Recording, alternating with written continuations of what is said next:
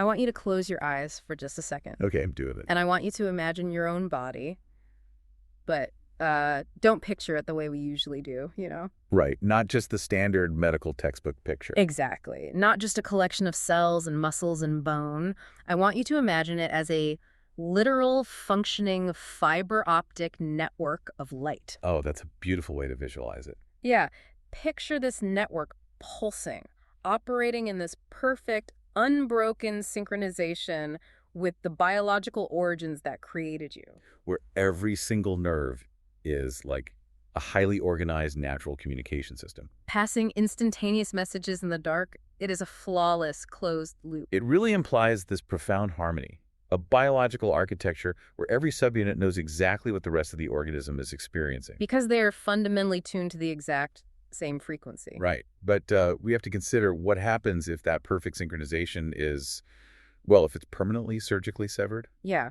What physically happens to an interlocking network when the light suddenly has nowhere to go? Or when the hardware starts frantically searching for a baseline signal that has just vanished without warning. And this is where we are crossing the line from what sounds like a poetic metaphor into profound, measurable biological trauma. We are talking about a complete system crash. Which brings us to the core of our deep dive today. Welcome to the show. We are unpacking a massive shift in how we understand human connection today.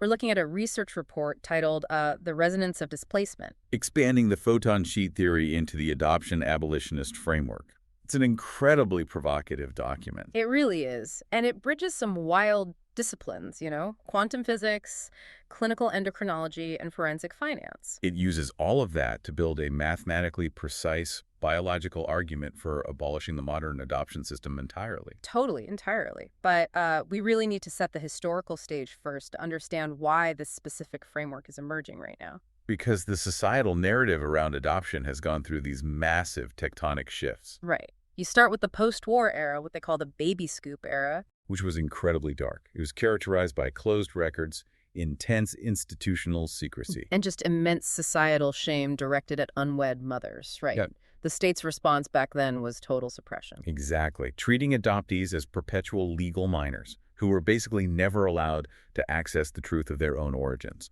But then, moving into the 1980s and 90s, the pendulum kind of swings toward reform.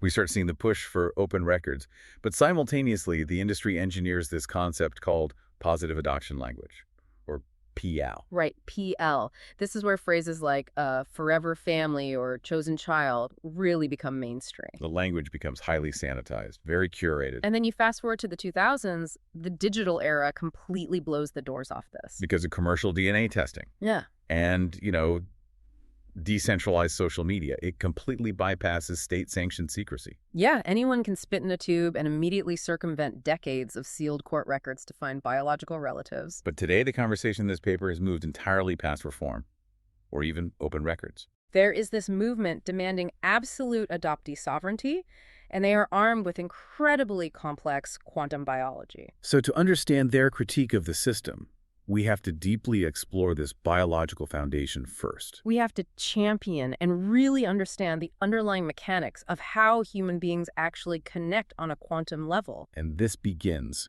with the work of a physicist named Fritz Albert Popp. Yes. His pioneering research into biophotons. This concept fundamentally changed how I view the human body. It's wild, right? The premise is that living systems, including us, spontaneously emit ultra-weak photons. We're literally emitting light. We are. Yeah. But we need to be highly precise with the physics here, because it borders on science fiction if we don't ground it. Right. We aren't glowing in the dark like a firefly or a deep-sea jellyfish. Exactly. Popp discovered that all living systems emit these photons, typically in the spectral range of 260 to 800 nanometers. And this isn't thermal bioluminescence. No. These biophotons originate deep within our metabolic processes. They're produced by reactive oxygen species reactions in our mitochondria. And, incredibly, they're emitted directly by the DNA within the cell nucleus itself. Which is just staggering to think about. But the crucial detail, the mechanism that makes this relevant to human connection, is that these aren't random, chaotic flashes of light, right? Right. They are highly organized. They exist in what quantum physics calls coherent, squeezed states. A squeezed state. Can you break that down? Sure. A squeezed state is a phenomenon where the noise or the uncertainty in the light waves is artificially reduced. Okay. To visualize this, think of a standard flashlight beam.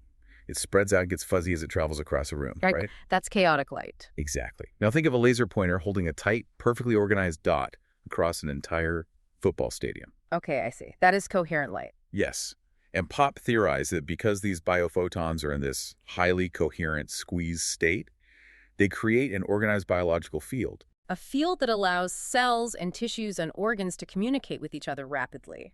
And without physical contact, via resonance energy transfer. So our cells are literally talking to each other using an organized field of light. Exactly. And this extends directly into the human nervous system. This is where it gets crazy. Myelinated axons.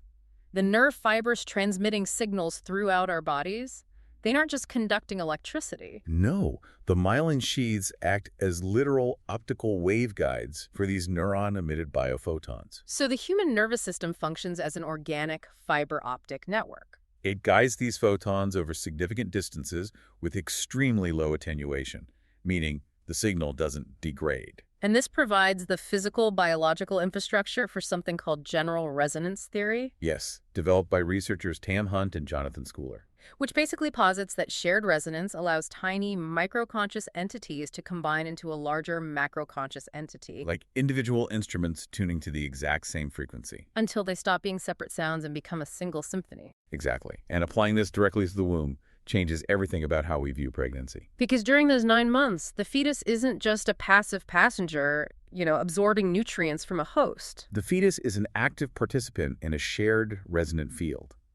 They are constantly attuning to the mother's biometric frequencies They are calibrating to her voice, her circadian rhythm, her scent. and the exact fluctuations of her hormones. So under general resonance theory's coupling axiom, the physical proximity of these two resonating structures establishes a coupling constant. Right. Their electrical, chemical, and photonic signals synchronize until they achieve a phase transition. Biologically and quantum physically, the mother and child operate as a single macroconscious entity. Their DNA acts as a coherent laser source, and their tissues act as those waveguides we mentioned. Weaving a literal photon sheet of light. A photon sheet that encodes the state of the organism and sets the permanent baseline resonant frequency for the child's developing nervous system. So to put this in everyday terms, it is like a tightly locked Bluetooth pairing.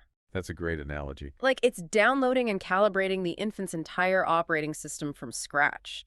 The mother and child are an interlocking, highly encrypted network. But I know what you're probably thinking here. Yeah, I have to ask. Because this sounds beautiful, but is this just a poetic metaphor? Or is there measurable clinical hardware backing this up? It is entirely measurable, Yeah. which forces us to look at what physically happens when that biological photon sheet is abruptly cut. Right. When the infant is removed from the biological mother post-birth, they experience a biological crash. Clinical psychologist Nancy Verrier actually termed this the primal wound. Because an infant cannot cognitively process that loss. No, they lack the language, and their prefrontal cortex isn't developed enough to formulate the thought, my mother is gone, but I am safe with these new caregivers. The trauma just bypasses the conscious mind entirely. And it gets stored as implicit memory in the lower brain. So translating that quantum metaphor of the photon sheet directly into clinical endocrinology shows us the mechanical failure. The separation event creates what the paper calls corrupted edges in the child's resonant architecture. You take this perfectly synchronized fiber optic network and you surgically sever it. Plunging the infant's nervous system into a state of destructive interference. And we can measure this failure within the hypothalamic pituitary adrenal axis, right? The HPA axis, yes. That's our body's central stress response system. Relational neuroscience demonstrates that the mother's nervous system is the primary holding environment for calibrating the infant's HPA axis. Think of the HPA axis as a thermostat, but the mother's biological presence is the actual thermometer. So when the infant experiences a deviation from homeostasis, like they are cold or hungry or scared, The brainstem's nucleus tractus solitarius signals for the maternal buffer. It calls out for that baseline resonant frequency to regulate the system. but after the separation, that buffer is permanently gone. Completely gone. The paper has this analogy that the lower brain of the adoptee begins acting like a radio scanner, constantly cycling through static. Yes. Frantically, endlessly, trying to lock onto a severed frequency. It stands and scans, burning profound amounts of biological energy, looking for a signal that is no longer broadcasting.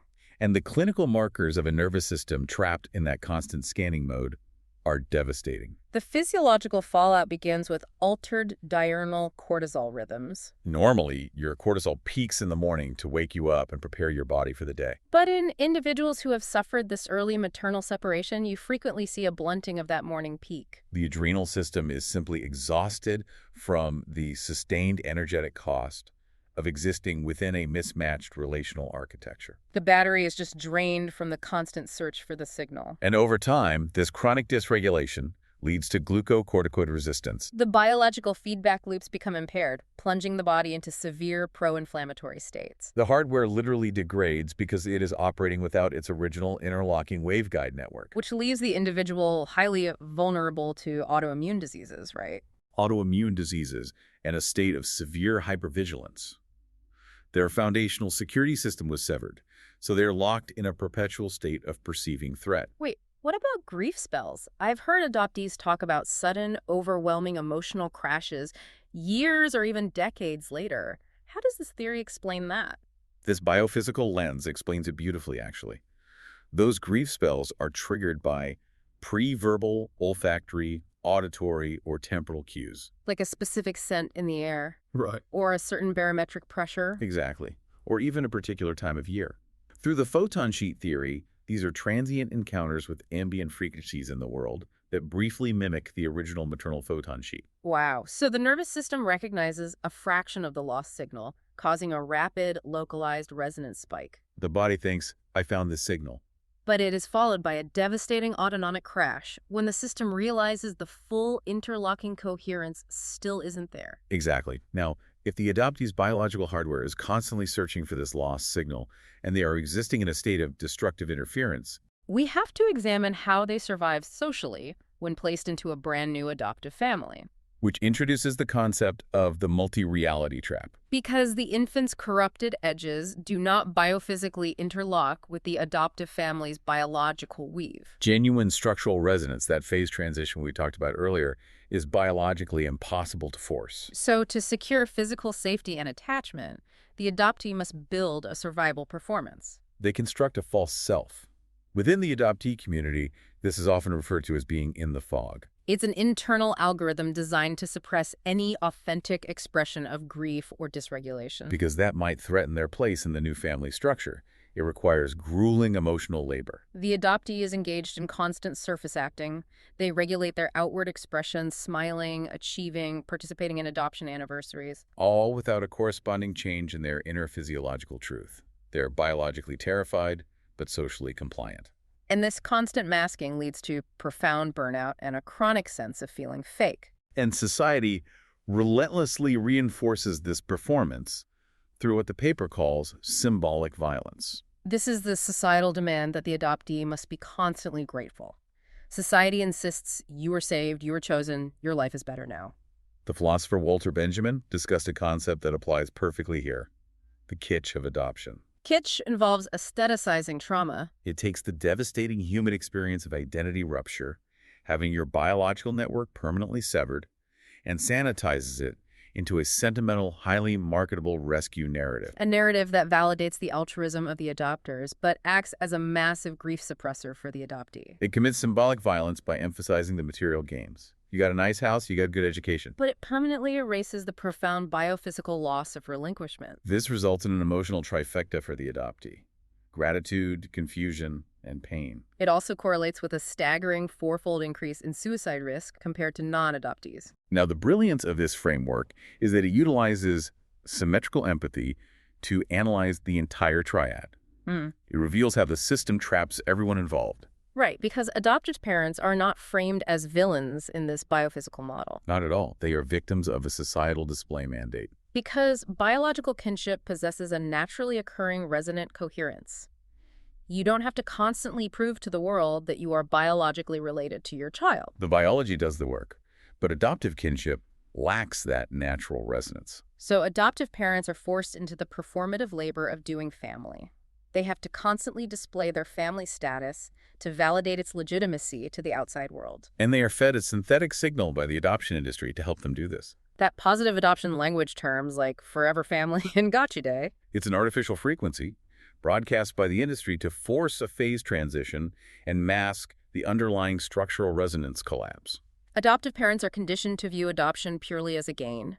They are equipped with a fatally flawed map of the territory. So when the adoptee's authentic biophysical grief inevitably emerges, the parents are completely unequipped to handle those corrupted edges. They are trapped in their own systemic conditioning that shields them from the realities of the trauma. And we also have to look at the biological mother's role in this severed network. Right. The biological mother suffers from disenfranchised grief. For decades, society relied on the cuckoo bird myth. Which is just this deeply offensive idea that birth mothers are simply irresponsible vessels dropping their young in someone else's nest and moving on. The reality is a 50-year ambiguous loss. The child is physically absent, but psychologically and biophysically ever present.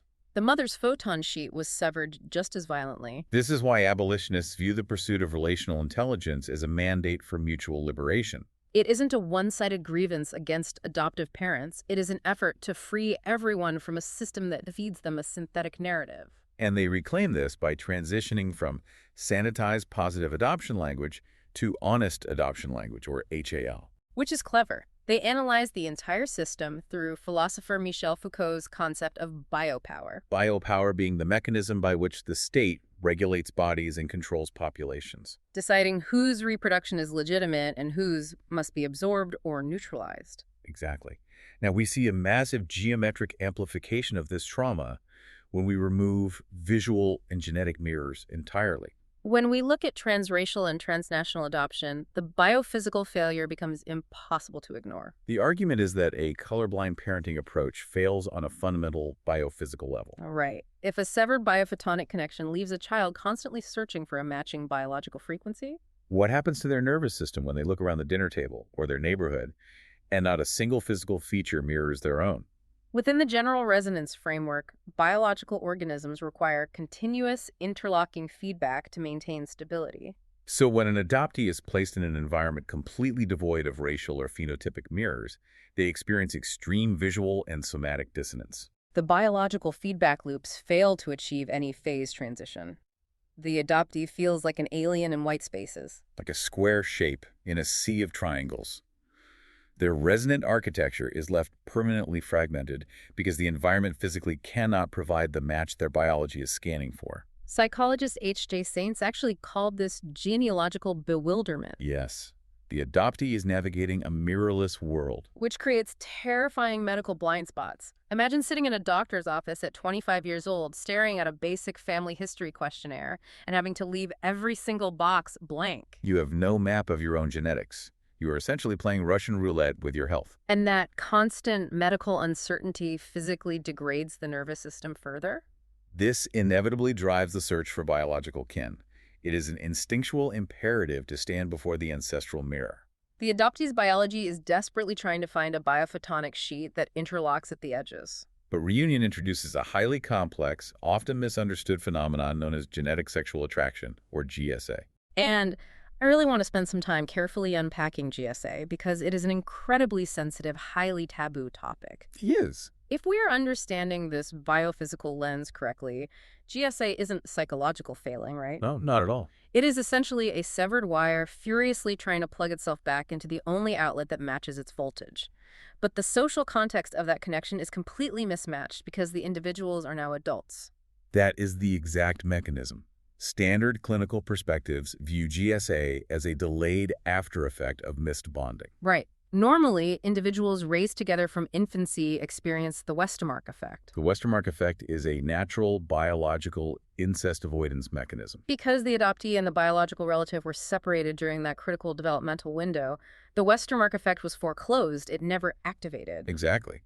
But the photon sheet theory explains the intensity of it sympathetically. It posits that GSA is the raw, unmediated attempt of two severed biological architectures to rapidly reestablish quantum coherence. The sheer energetic force of finally recognizing your own phenotypic and biophotonic signals in another human being after a lifetime of destructive interference creates an electrical grip of emotion. It overrides standard cognitive boundaries. The individuals are experiencing a primal urge for structural intimacy, a deep regression to the early biological bonding they were denied in infancy. Because they are adults, their brains misidentify this profound biophysical resonance as romantic or sexual love. It is a tragic, overwhelming biological drive to plug the network back in, completely symptomatic of the initial unnatural cut. So if we have established that adoption causes profound biophysical damage, forces social masking, and creates lifelong relational trauma, we really have to ask the ultimate question. Why does the system prioritize it so heavily?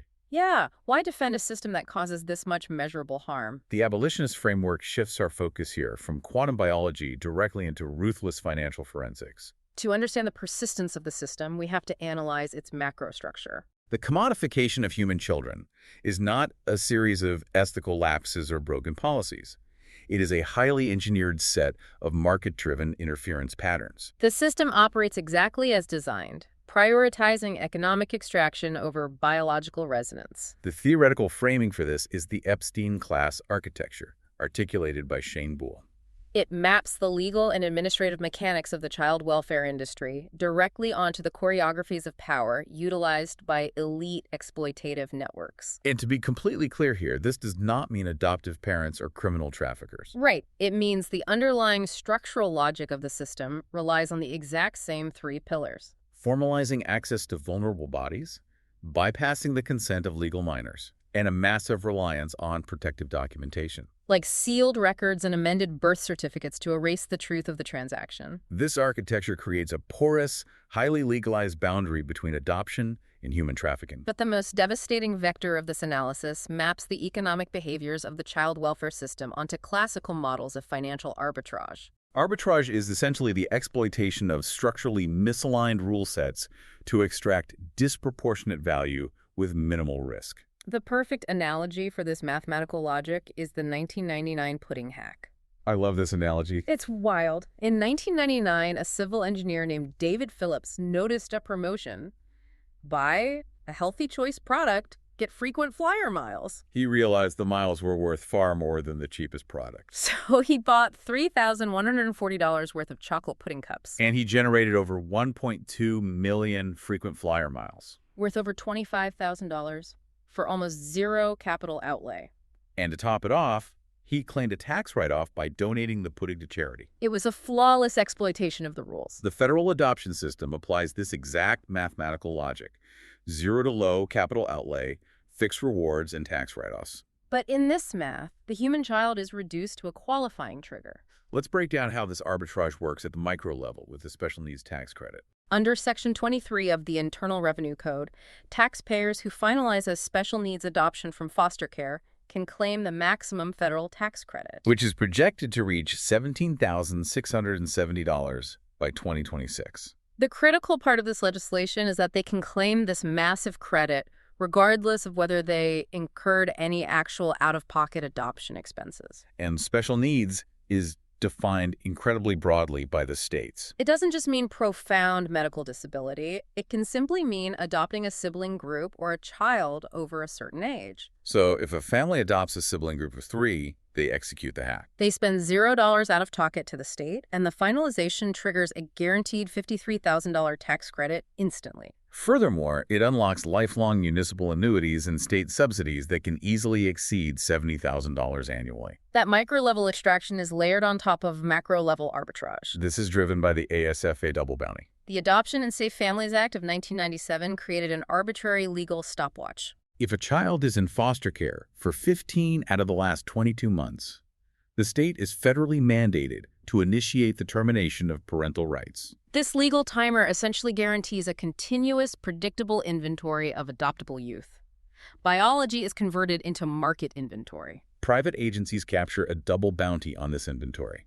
First, they extract high daily maintenance per diems just to warehouse the child. In places like Texas, intensive care per diems can reach up to $480 per day per child. They bleed the state for the daily warehousing. Then, once the 15 to 22-month stopwatch runs out and parental rights are permanently severed, The agency receives a federal adoption incentive payment. this is a cash bonus ranging from $4,000 to $12,000, awarded simply for achieving the placement metric. And the administrative drain required to maintain this machinery is staggering. The data notes that jurisdictions like Washington, D.C. have claimed upwards of $10,000 per child per month strictly for in-placement administrative overhead. To understand what that means, that $10,000 is not going toward clothing, feeding, or educating the child. It is billed purely for the bureaucratic overhead of managing the child's file within the system. But the ultimate suppression of biological resonance occurs when Wall Street colonizes the system. Private equity firms are actively executing aggressive roll-up strategies. They buy up smaller child welfare agencies and behavioral health centers using leveraged buyouts. Then they execute what is known as a dividend recapitalization. To explain a dividend recapitalization simply, imagine someone buys a highly profitable bakery using a massive bank loan. Okay, I'm following. But instead of using the bakery's profits to fix the ovens or pay the bakers, the new owner forces the bakery to take out a second massive loan The owner puts that new cash directly into their own pocket as a special dividend. and leaves the bakery staff to figure out how to pay back the bank. When private equity does this to a child welfare agency, the results are catastrophic. To service the massive new debt they've been burdened with, the agency slashes social worker wages, cuts therapeutic services, and dangerously inflates caseloads. They are actively siphoning public tax dollars money explicitly meant for family preservation and child welfare straight into Wall Street dividends. The system is a flawless extraction engine. But the financial extraction is no longer limited to the physical warehousing of children. As of May 2026, this exploitation is mutating into the digital realm. Creating terrifying new incentives to harvest marginalized youth. We are witnessing the essetization of the digital soul. This centers around Colorado's 2026 legislative package, the Amplify Act, the Personal Data and Digital Property Rights Act. This legislation legally defines the digital soul as inalienable, intangible personal property. The digital soul encompasses a person's biometric data, their behavioral exhaust, civic telemetry, and all the AI-generated inferences made about them. The act establishes a government enterprise, the CCPM, to collect enterprise mitigation revenue. In simple terms, if a technology platform ingests or processes the data that makes up your digital soul, they owe the state a royalty fee. To understand how this applies to foster care, we must look at the history of institutional asset stripping. Historically, states have routinely seized survivor benefits, Social Security, or inherited wealth from foster youths to offset the administrative costs of keeping them in care. Under the Amplify Act, children held in state custody will automatically generate massive digital royalties. Their highly sensitive health data, trauma biometrics, and behavioral records are constantly being processed by state-contracted welfare operators and predictive risk algorithms. The state and the private equity agencies running the databases now have a perpetual, newly minted financial incentive to rip children from marginalized communities Disproportionately Black and Indigenous families. and hold them in custody. They're capturing their digital dividends and feeding their pristine data into lucrative AI training models. It creates a catastrophic conflict of interest. Private tech firms utilize predictive risk models that already equate poverty with neglect. Disproportionately flagging low-income families for intervention. The prospect of utilizing captive youth biometric data to train enterprise AI features provides a massive corporate incentive to accelerate demographic harvesting. They are literally aspetizing the digital echoes of the child's fragmented nervous system. Now, looking at the legislation, I have to push back slightly here. Go for it. The MPLFY Act mandates the creation of a minor digital soul trust. The money generated by the child's data is supposedly held in trust until they reach adulthood. Doesn't that structure protect the kids and ensure they eventually benefit from their own data? It appears protective on the surface, yes, but the abolitionist forensic analysis exposes the underlying mathematical reality. How so? Even if the individual child eventually accesses a monetary trust at age 18, the state and the private enterprises have already captured the aggregate value and utility of that massive data pipeline for years. They have used the data to train the models, build the algorithms, and justify their own massive budgets. The systemic conflict of interest remains completely intact.